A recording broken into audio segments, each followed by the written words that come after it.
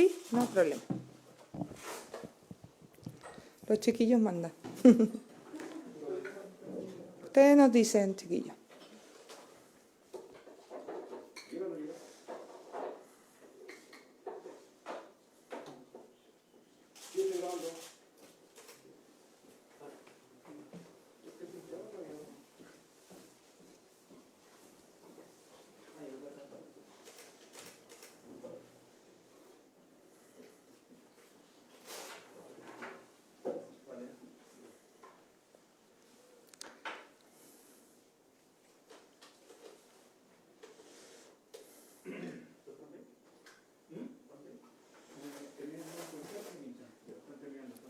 Sí, no, tranquilo, no hay problema.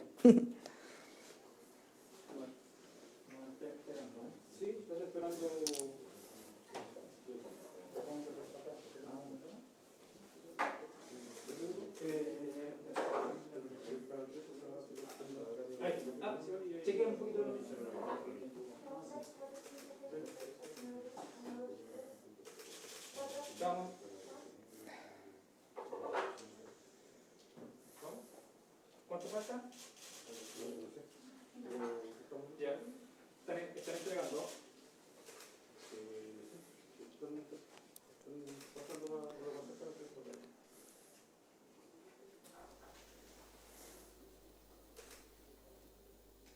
Sí, entonces ¿qué va a hacer?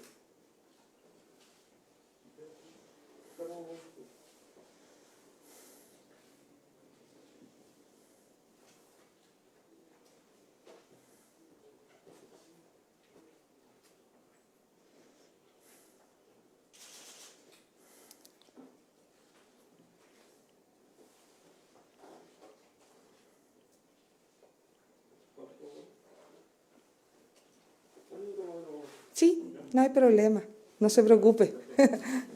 Los chiquillos también no tienen problema.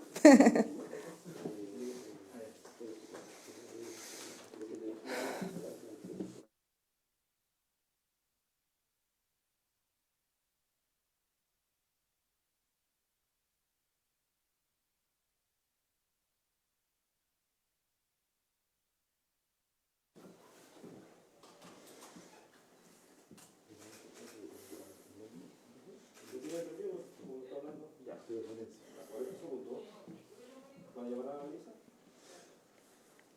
¿A Melissa la van a llamar?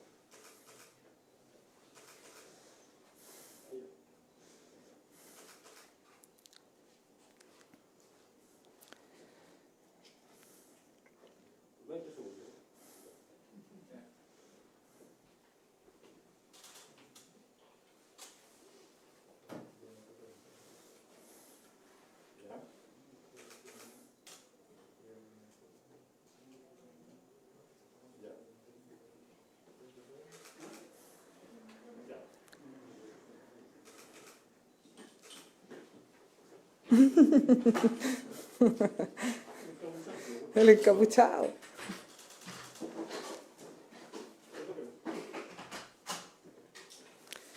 Muy buenos días. Nos encontramos en la Superintendencia de Salud junto al dueño de casa, el superintendente Patricio Fernández y la intendenta de prestadores y el intendente de fondos para anunciar una nueva regulación por parte de la superintendencia para lograr que las personas que enfrentan hoy día el coronavirus, que se está convirtiendo en una enfermedad, qué duda cabe, de alto costo y de alta gravedad para muchas familias, con un gran impacto financiero, puedan acceder de forma automática a la activación de lo que es la cobertura adicional de enfermedades catastróficas, conocida como el seguro CAEC. Es importante transmitir que durante esta pandemia se han tomado muchas medidas para tratar de dar la mayor protección posible a las familias desde el punto de vista sanitario y también desde el punto de vista financiero. Ese ha sido el mandato que nos ha dado el presidente Piñera. Y es en ese contexto que hemos recibido como Ministerio de Secretaría General de Gobierno muchas voces de los ciudadanos, como nos pidió el presidente al inicio de nuestra labor en el Ministerio. No solamente teníamos que llevar la voz de lo que nosotros como Gobierno estábamos haciendo a los ciudadanos, sino también traer la voz de los ciudadanos al Gobierno.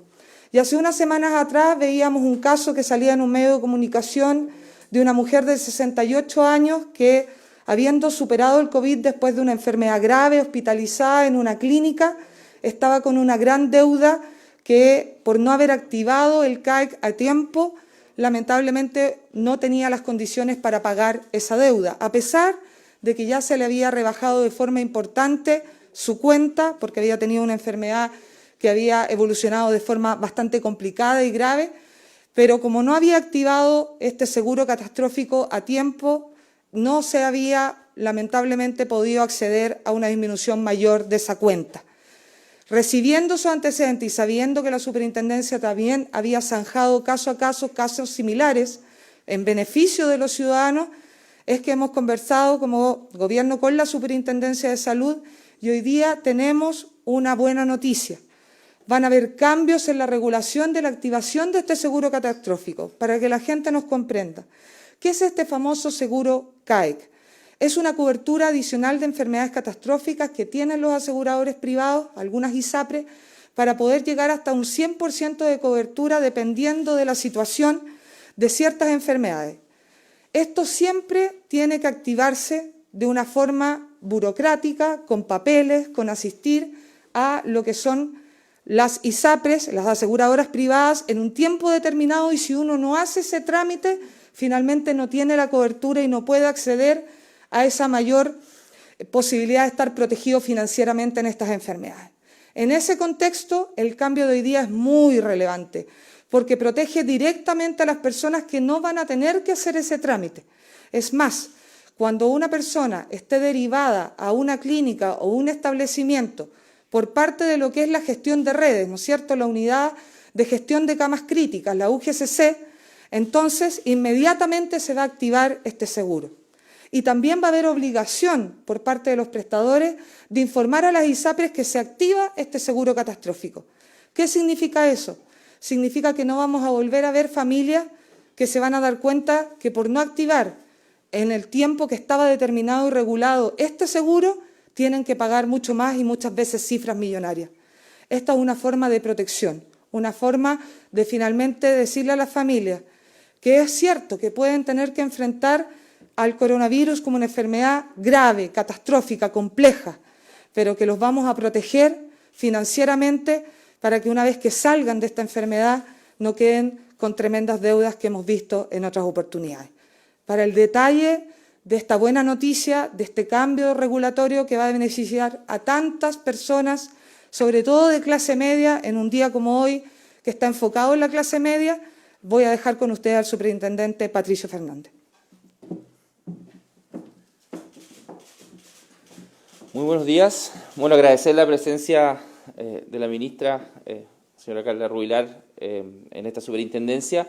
También agradecer la presencia de la prensa que nos acompaña hoy día y también de los intendentes de prestadores y fondos de esta superintendencia. Y efectivamente, hoy día estamos dando una buena noticia que ya fue muy bien explicada por la ministra Rubilar. Y que efectivamente también responde a un problema que estábamos teniendo en el funcionamiento de la red, en el sentido de que las personas afiliadas al sistema privado de salud no estaban quizás activando oportunamente, no tenían conocimiento o quizás también se ha fallado en lo que es la información respecto a la cobertura adicional de enfermedades catastróficas. Esto lo soluciona en gran parte, dado que toda derivación que se haga por la unidad de gestión centralizada de camas, porque tenemos que recordar que hoy día el sistema en red está integrado entre el público y privado y va a permitir que esto se haga de forma automática y además va a estar la obligación de las clínicas de informar a las personas respecto a este derecho y también informar a las ISAPRES, de tal forma que ellos tengan conocimiento pleno respecto a la situación de los pacientes. Es esperable de que se solucionen estos problemas de que las personas van a tener grandes cuentas con grandes problemas y hoy día estamos con familias muy complicadas por la situación socioeconómica del país. Así que es una muy buena noticia y esperamos que se implemente a la brevedad porque ya fue notificada las ISAPRES y las clínicas respecto a su cumplimiento. Eso, muchas gracias. ¿Preguntas? Ministra, quería hacerle una pregunta a la ministra, por favor. Ministra, hoy se va a presentar en La Moneda el plan de protección a la clase media. Queríamos saber si nos podría adelantar un poco de esos anuncios, pero también cómo afectaría este plan económico de diferentes aristas al sector de la clase media. ¿Cómo iría en ayuda también a ellos? Por favor. Efectivamente, el presidente Piñera va a anunciar hoy día medidas directas al corazón de la clase media, porque sabemos que la clase media lo está pasando muy mal, sabemos que la clase media siempre ha sido familias que nunca han golpeado la puerta del Estado, que siempre han desarrollado su vida sin solicitar nada, muchas de ellas no tienen registro social de hogares por eso mismo, y sabemos que hoy día necesitan una ayuda para poder ponerse de pie y levantarse posterior a esta pandemia. En ese contexto, el presidente hoy día va a anunciar medidas que van a ir a enfrentar las preocupaciones más grandes que se puede tener en una pandemia. ¿Qué pasa con la cobertura que yo le puedo dar de la educación a mis hijos? ¿Qué pasa con mi vivienda, que hoy día siento que puedo tenerla en riesgo? ¿Qué pasa con mis ingresos? Porque finalmente nadie me ayuda. ¿Y qué hago para poder tener ingresos durante este tiempo donde han bajado de forma sustancial o lo estoy pasando muy mal? Esas son las tres aristas que el presidente va a enfrentar de manera decidida con proyectos de ley y nuevas formas administrativas para poder ir a llegar y complementar un programa de protección que partió con un bono COVID que fue pagado a muchas familias de nuestro país, que siguió con una ley de protección del empleo que hoy día se está perfeccionando, que además tuvo lo que es el ingreso familiar de emergencia 1, ahora un ingreso familiar de emergencia 2, con mayor cobertura, con todas esas familias que eran de clase media y que hoy día se convirtieron en vulnerables, que van a poder acceder y a las cuales ya hemos pagado ese IFE a más de 2 millones de hogares.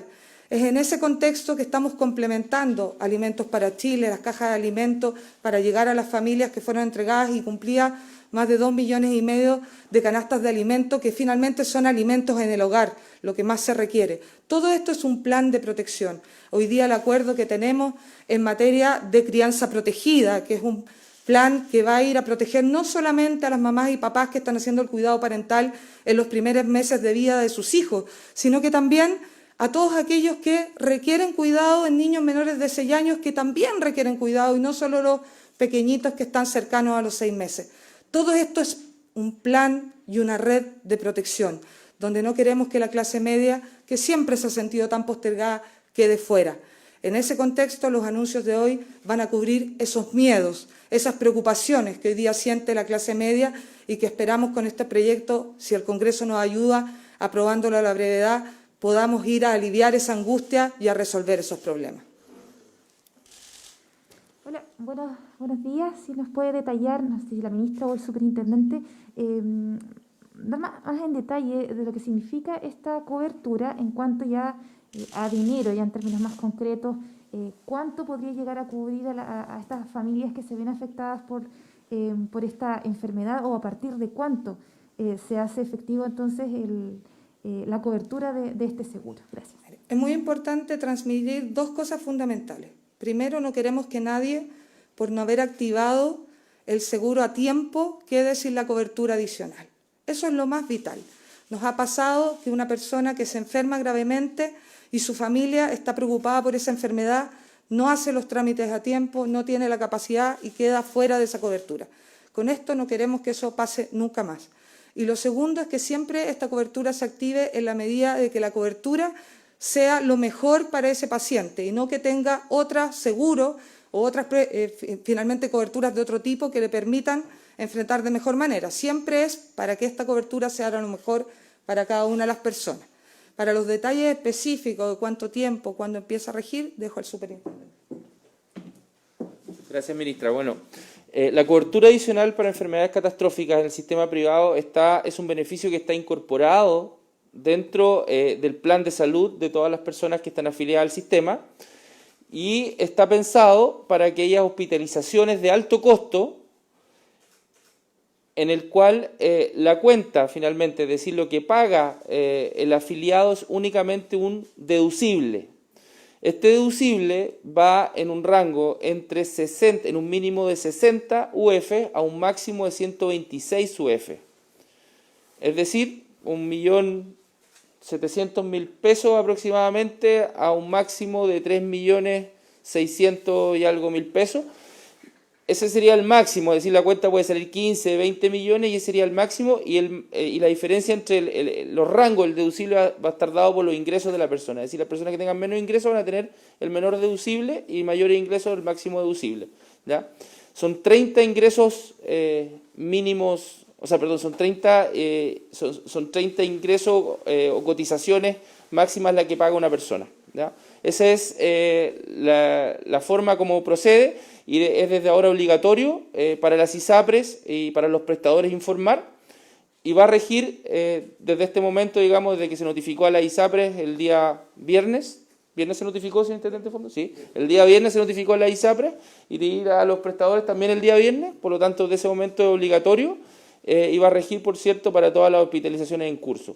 Para las anteriores, es importante remarcar que esta superintendencia resuelve habitualmente reclamos y requerimientos de las personas, y nosotros tenemos bastante flexibilidad en ese sentido, es decir, que a las personas que se les pasó el plazo de activación, nosotros ponderamos todos los antecedentes, porque hay casos de personas que llegaron muy graves a un centro de salud, los familiares están aislados, en cuarentena, etcétera, no pudieron activar el seguro, y en esos casos nosotros, por cierto, ponderamos los antecedentes clínicos, los antecedentes que tengamos en nuestra mano, y vamos a resolver como corresponda, digamos. Si hay imposibilidad o hubo una imposibilidad de informar a tiempo, nosotros por vía de reclamo podemos solucionar los casos anteriores o los vamos a ir revisando, digamos. No es que comprometamos una sentencia favorable, pero se revisan concretamente para ver qué es lo que ocurre. Es decir, ahí está esa vía de protección previa a estas circulares. Ahora el proceso de activación de este seguro? Ya, actualmente, o hasta antes de esta normativa, la activación era algo que recaía en el afiliado o en el paciente. Debían informar a la ISAPRE y se establecía en la normativa un plazo máximo de 48 horas para activarlo. Desde ahora en adelante, la activación va a ser automática en aquellos casos en que la persona haya sido derivada por parte de la UGSC.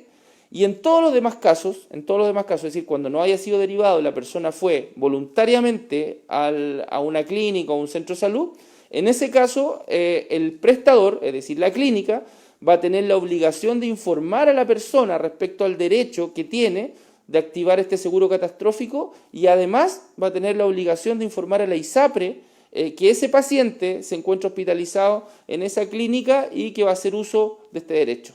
Finalmente, si que la persona tiene un plan preferente, es decir, el copago era más beneficioso en utilización del plan preferente, la normativa que establecimos señala que la ISAPRE va a cobrar siempre lo que resulte más beneficioso al afiliado. Ministra, también en otro tema quería preguntarle, anoche empezó a circular un video que se grabó en la comuna de Maipú, un confuso incidente, al menos lo que se ve en el video parte con una riña y luego termina en un atropello. Hay una persona fallecida en esta situación, ministra. Quería saber si usted tiene más antecedentes, qué le parece esta situación, si han podido investigar un poco más esta situación. Son esas noticias que a nosotros no nos gustaría ver. La imagen del video es extremadamente fuerte. Estamos hablando de una importante riña en la vía pública, de muchas personas involucradas, una pelea muy compleja que termina con un acto que es bastante inexplicable, que es una persona que acelera en su automóvil y termina atropellando a varias personas y a una falleciendo por causa de este atropello. Esperamos de verdad que con ese video, con información que vaya llegando de quienes estuvieron, participaron o quienes pudieron ver desde sus casas quizás este evento tan terrible y lamentable, la investigación pueda llegar a identificar a los responsables.